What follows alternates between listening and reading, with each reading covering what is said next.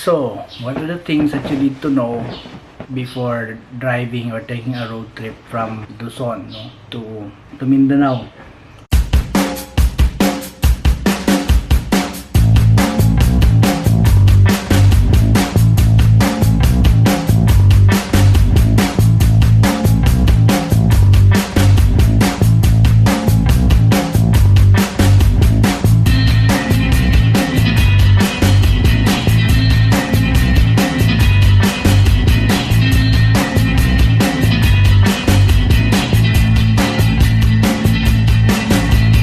So for context, what we did was drive from Sta Rosa to Cagayan de Oro.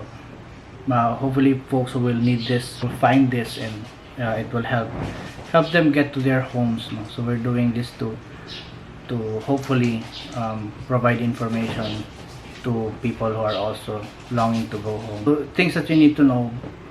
So first is, what are the requirements, no? So what should you do to be able to get the requirements? First thing you need to do is to contact your destination local government or LGU.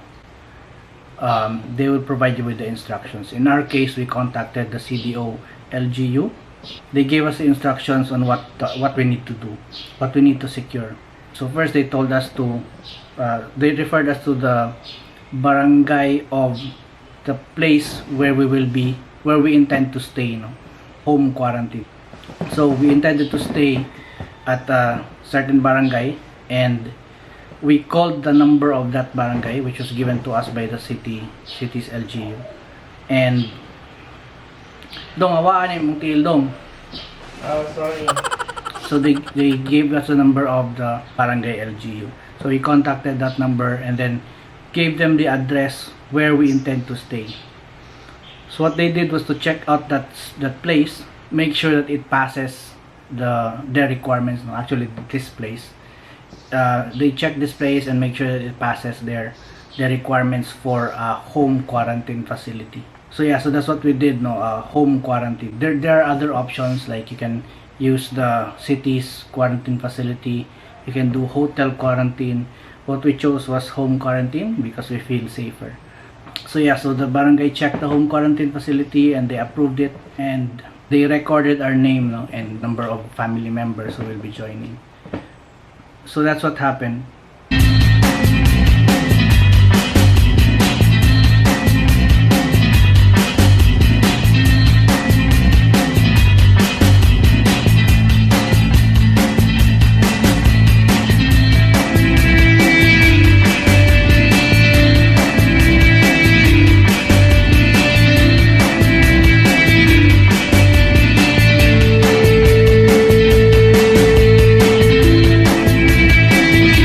So the next step, no, was for us to secure a travel authority. A travel authority paper is given by the PNP. It's usually the only thing that will be asked during checkpoints along your travel.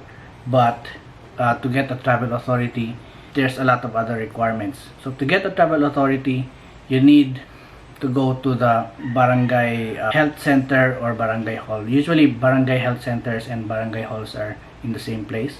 So I'm talking about the barangay where you're coming from. So in our case, we came from Sta Rosa. Well, not Sta Rosa, but technically it's around in Cavite, no? So we went to the barangay health center and the barangay hall, which is practically in the same place. We acquired barangay certificate and resident certificates. There's a small fee for both. I think it's 50 pesos and 25 pesos. And then we went to the municipal hall to get another, or I think it's a regional health unit certificate. Once you have that regional health unit certificate, you can then apply for travel authority. So once you have the travel authority, just keep it, make photocopies of it, show it to the checkpoints. Usually checkpoints will ask, hey sir, do you have travel authority? And you just show it to them. Don't hand it to them because they won't touch that. They're just going to take pictures of your travel authority. Some checkpoints will also take pictures of your plate.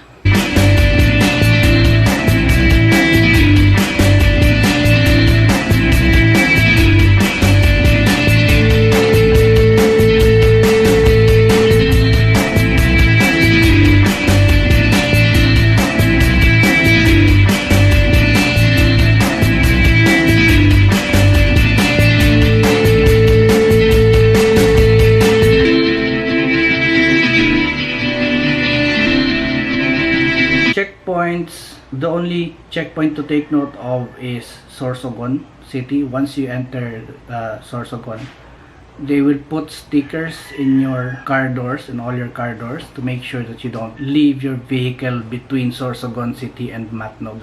So it's like 1.5 hours to 2 hours of driving. So make sure you pee or stretch before entering Sorsogon, because once you've entered Sorsogon, you can no longer. When you get to the ferry boat, normally, like before COVID, the normal process is you leave your vehicle and then you go to the accommodation area. This time, you don't get to leave your vehicle. You just stay inside your vehicle for the duration of the trip, which is 1 hour. So Matnog to Allen is 1 hour. Liloan to Lipata is around 2 hours. Good luck if there's like big waves and you have trucks beside you.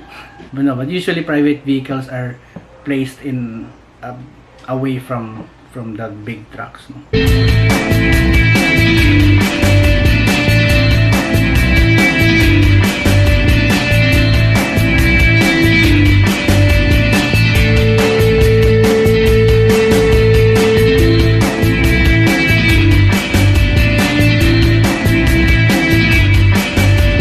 There are diversion roads for some cities. So there's cities with diversion roads. No? So the importance of diversion roads is don't have to pass through the city, which number 1 prevents traffic, number 2 prevents contact with people in the city. It goes both ways, for your protection and for their protection. The cities with diversion roads are Sorsogon, Catbalogan, Calbayog, and Tacloban. So there are checkpoints at the junctions between the main road and the diversion road, and they will instruct you to take the diversion road, which is a useful feature for some cities.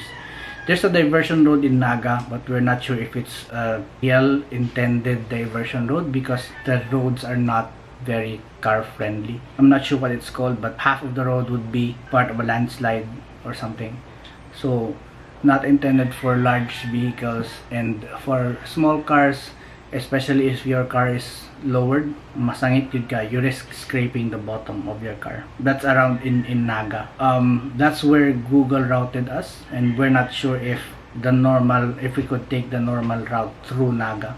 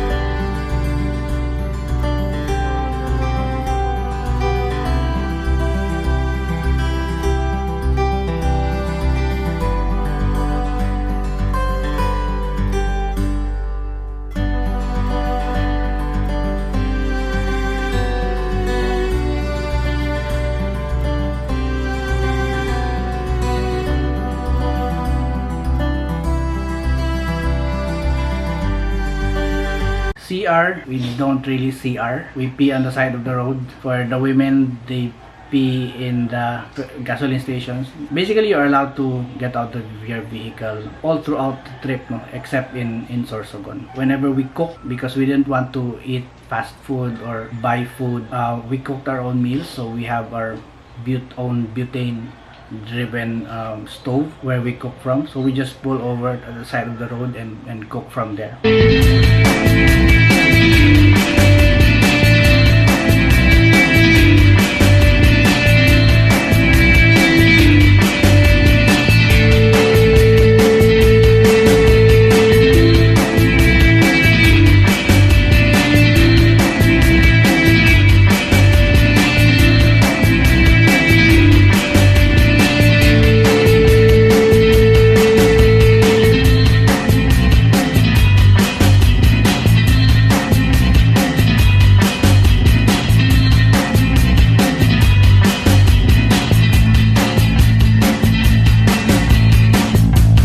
places where you would feel vulnerable are whenever you transact during the ferry rides, because everything's done in cash. There's no online booking.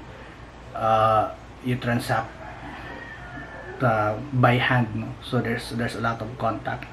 So we make sure we wear our mask and PPEs, and even the personal ionizers, and always spray alcohol after each transaction.